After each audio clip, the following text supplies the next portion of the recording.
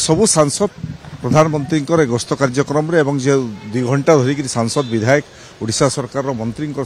जो आलोचना हेबे सबु सांसद एवं विधायक माने कंपलसरी उपस्थित रहिबे एभली सूचना पार्टी तरफ होईछि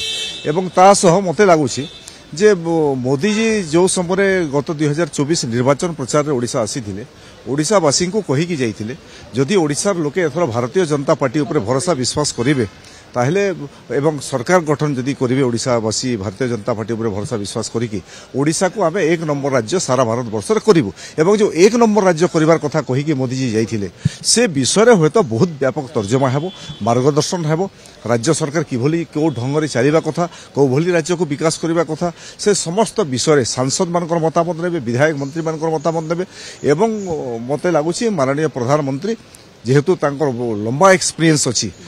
देश को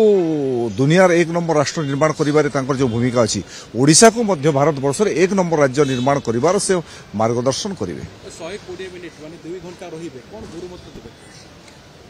देखो आपण तो जानि छंती समस्त जानि छु जे मोदी जी सरकार चलाइबारे पारंगम केवल सरकार चलाइबे नहीं प्रतिपक्ष को सामना करिबारे प्रतिपक्ष मान को बाजीमात देबारे मध्य से पारंगम एवं से